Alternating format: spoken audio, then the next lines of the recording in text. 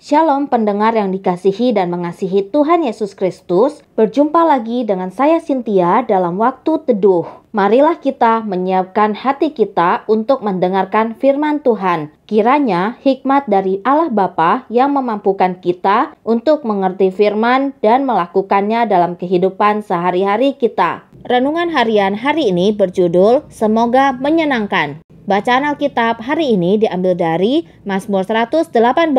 Demikian firman Tuhan. Bersyukurlah kepada Tuhan sebab Ia baik. Bahwasannya untuk selama-lamanya kasih setianya. Biarlah Israel berkata, bahwasannya untuk selama-lamanya kasih setianya. Biarlah kaum Harun berkata, bahwasannya untuk selama-lamanya kasih setianya. Biarlah orang yang takut akan Tuhan berkata, bahwasannya untuk selama-lamanya kasih setianya. Dalam kesesakan aku telah berseru kepada Tuhan. Tuhan telah menjawab aku dan memberi kelegaan. Tuhan di pihakku, aku tidak akan takut. Apakah yang dapat dilakukan manusia terhadap aku? Tuhan di pihakku, menolong aku. Aku akan memandang rendah mereka yang membenci aku. Lebih baik berlindung pada Tuhan daripada percaya kepada manusia. Lebih baik berlindung pada Tuhan daripada percaya kepada para bangsawan. Segala bangsa mengelilingi aku demi nama Tuhan, sesungguhnya aku pukul mereka mundur. Mereka mengelilingi aku, ya, mengelilingi aku. Demi nama Tuhan, sesungguhnya aku pukul mereka mundur.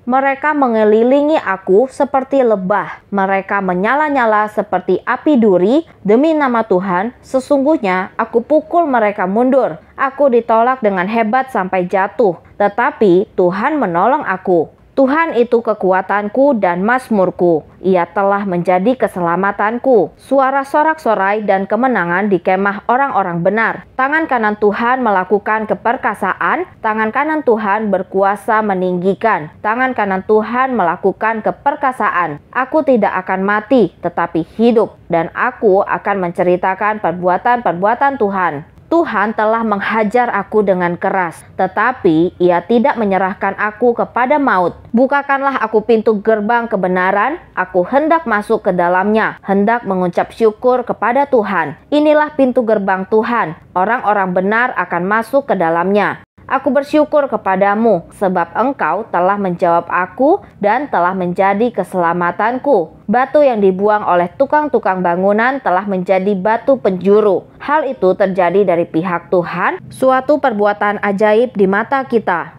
Inilah hari yang dijadikan Tuhan, marilah kita bersorak-sorak dan bersukacita karenanya. Ya Tuhan, berilah kiranya keselamatan. Ya Tuhan, berilah kiranya kemujuran. Diberkatilah dia yang datang dalam nama Tuhan. Kami memberkati kamu dari dalam rumah Tuhan.